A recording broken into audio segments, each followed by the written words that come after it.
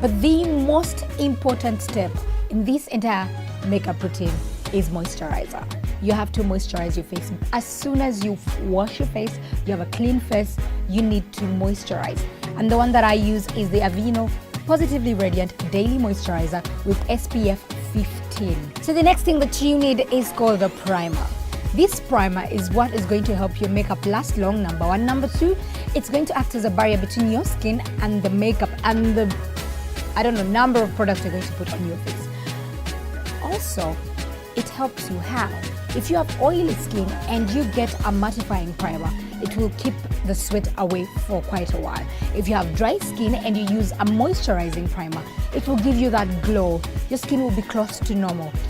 Basically, what primer is supposed to do is to make your makeup life better. So I'm going to apply that all over my face.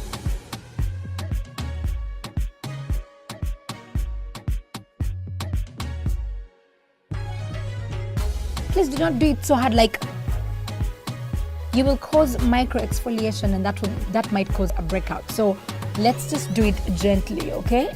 It's your skin.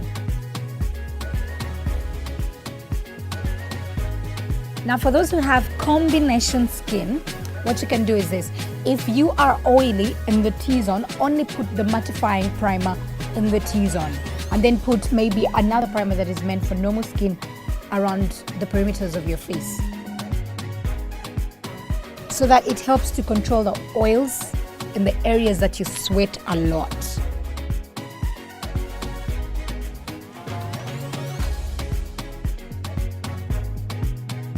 So you know the rules. If you want light looking makeup that is not caked up, please put very little product. If you want heavy, then go heavy on the product, but not primer. And as you can see before, my face was quite oily, but now it's as if white. It's dry because that's what the mattifying primer is supposed to do. Always give time for your products to settle. When you put moisturizer, give it 5 minutes, perhaps 2 minutes.